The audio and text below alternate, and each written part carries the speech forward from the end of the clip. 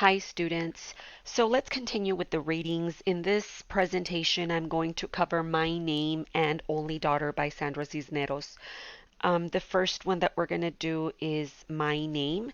And this is a really interesting story, and I want you to really notice the word choice that Sandra Cisneros chooses to write this story. She is usually very wordy with her writing.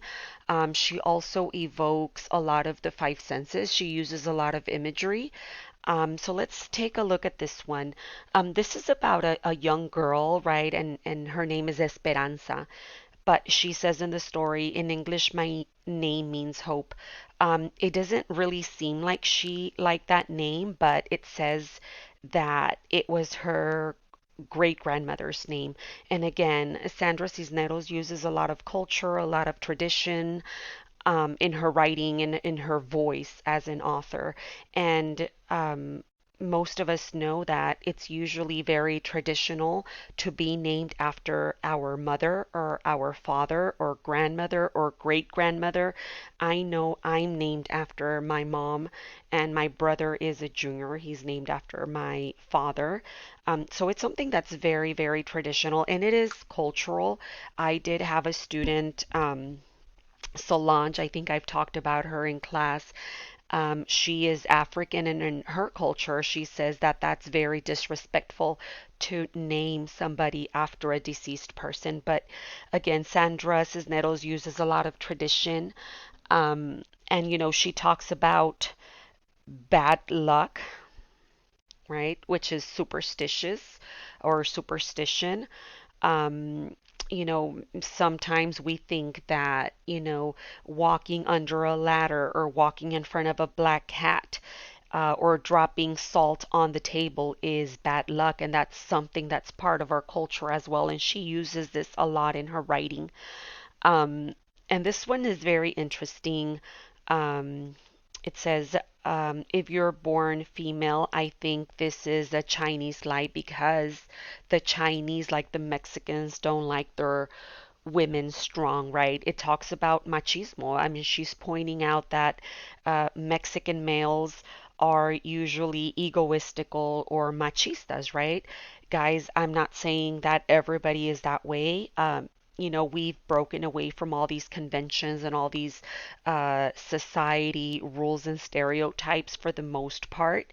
I would say in the last 50 years, but in a lot of these earlier stories or literature, we would see a lot of these women, calling out or voicing out the machismo. And if you look at different literature uh, genres or authors, you can see that it's not only in the Mexican or Mexican American or Latin or Hispanic culture. I mean, she's even mentioning the Chinese here. And I've also read that French men are that way, and that Arab men are that way, and that Egyptian men are that way. So that's something that she points out. So she's named after her great grandmother. She says that she was, so this is very interesting. Um, it says here that she was a wild horse of a woman, right? So wild that she wouldn't marry, but her great grandfather threw a sack over her head and carried her off, right? I mean, I don't know. I'm thinking he put a sack over her head, threw her in the car, threw her on a carriage, threw her on a horse. I don't know, but she says here that's the way he did it. So she was probably a feminist, right? She was wild, she was strong-headed, but what I'm thinking is that she is conforming to society, right? You don't get to say you go to college. You don't get to say, well, I don't want to get married and have children, or at least not yet. I maybe want to do something with my life or enjoy my youth before I go off and get married. But unfortunately, that's not what she did. The story goes that, right, she never forgave him. Okay. So it does say that she is very, strong-minded. Um, it says that she looked out the window her whole life, the way so many women sit their sadness on an elbow. So I think that she was probably even depressed because of the life that she was having. She was probably not in love with this man, but notice, guys, that she's already a great grandma, right? She obviously has kids, grandkids, and so on and so forth. So she probably stayed in the marriage. And that's another thing that we can point out, that it is, or it was very taboo to get a divorce, right? You got married, you stayed married. And it doesn't matter if she was, you know, upset her whole life or depressed her whole life. She could have very easily said, well, I don't want this, and leave, but she didn't.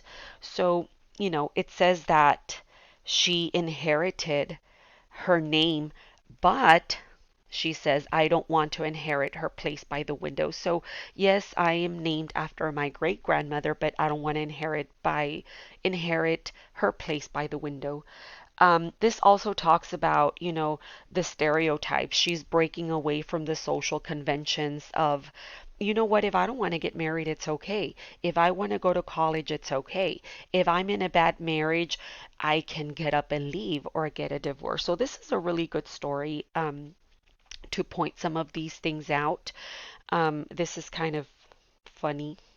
At school, they say my name funny as if the syllables were made out of tin and hurt the roof of your mouth. But in Spanish, my name is made out of softer something, right? In Spanish, her name is Esperanza, but in English, her name is Hope. So I hope you enjoyed this story. Again, I wish we would discuss this a little bit further, but we don't have the time right now. So let's go on to Only Daughter. This is a longer story, but it's also very interesting. And I want you to see the difference between how she writes, how Sandra Cisneros writes, in comparison to Julia Alvarez, right? Sandra Cisneros mentions, not only in this story of hers, but in other stories, that she is um, an only daughter in a family of six sons. And this is, I mean, this story was published in 1995. So we were even, more regressed than to what we are now, where we are now, where women have progressed. And even more so in a Mexican family, or a Mexican or a Latin family. So she grew up with a family of six brothers. I mean, she mentions it over and over, right? She says right here, she's an only daughter. And not only that, but in a Mexican family of six, right? So this is something that's very important to her. And she says here, being an only daughter in a family of six sons forced me by circumstance to spend a lot of time by myself because my brothers felt it beneath them to play with the girl in public. So her brothers were probably even, maybe even being raised to be machistas. I mean, why would the brothers be embarrassed to play with her in public, right? I remember there was this one time we paint my brother. I have one brother. We're four girls, and I have one brother, and he's the middle child. And I remember one time we painted his toenails, and uh, my dad got very upset, and he said, that we're going to turn him gay. We obviously know that that's not true, but these are just stereotypes and beliefs. So I mean, imagine Sandra Cisneros. This is actually part of her real life. This is not just something that she made up. She was actually an only daughter in a family of six sons. So imagine, her upbringing with all these stereotypes and social conventions that she had to deal with. Um, but even early on, let's see if I can find it here. She says that she was in the fifth grade, right, when she started making plans, to go to college. I mean, she grew up obviously in a Mexican household, very, stereotypical with the six brothers, yet something in her said, you know what? It doesn't have to be this way. You don't have to just stay at home and be a housewife. You can actually go to college and get an education. So she mentioned this to her father, but her father said that, oh, qué bueno, mijita, right? Or qué bueno, mija. But what the father thought was that college was good for finding a husband. So the dad was like, okay, fine, but maybe you can just do it not for your own sake or your own education, but maybe to find a husband. It also says here, I'm lucky my father believed daughters. In retrospect, I'm lucky my father believed daughters were meant for husbands. And I think that this is probably the reason why the father allowed for her to go to college, right? Because maybe she's going to find a husband. Because if the father didn't think this, maybe he would have said, oh, no, no vas a ir. Oh, no, you're not going to go to college. Te vas a echar a perder, right? You're going to ruin your life. So maybe this was, in retrospect, she says it was something good. But then she says, right, she majored in something silly like English. Uh, I think we've all heard that, right? The artist, the musician, the writer, those are really not good paying jobs because you're at the mercy of whoever wants to listen or watch or read whatever it is that you work on. It says here that the father doesn't really grasp, right? Even after getting her first degree and postgraduate degrees, um, he says, and this kind of reminds me of my dad, this is only my daughter. She teaches, es maestra. So anybody, not even a profesora, right? A maestra. Every time the dad kind of introduced the daughter to everybody else, he said, oh, this is my daughter, la maestra. Right, and he talks, I'm sorry, Sandra Cisneros, she talks a lot about some of the other things that are part of our culture, like these magazines, right? Esto, Alarma. I don't know how many of you guys are aware of these very, very, very well-known magazines. She also mentions again the religious component, La Virgen de Guadalupe. She mentions the molcajete, right, which is again part of our culture. So it's actually a long, long story. I'm not going to go through all of it, but again, I want you to notice how she mentions siete hijos, right? Seven sons. Even when the father introduced the kids to people, he wouldn't say, oh, I have, six sons and one daughter. He would just say, tengo siete hijos, right? He wouldn't even maybe acknowledge her for her gender.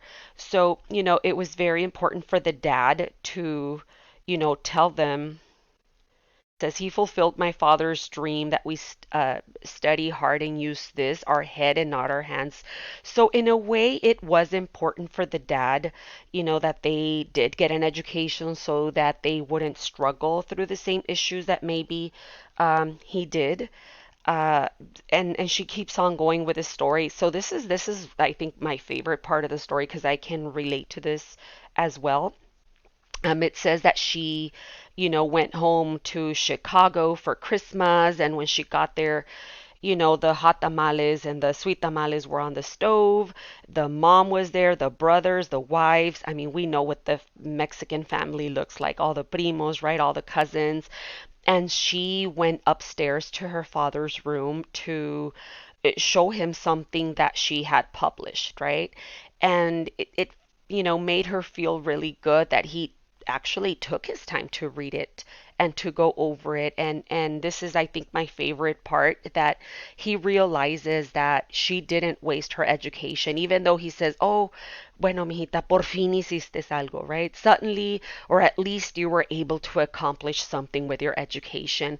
And I think this was very, very important for Sandra in her real life. So this is a very nice and meaningful story about tradition and a lot of the struggle in our parents really understanding or grasping what it is that we're doing in present time.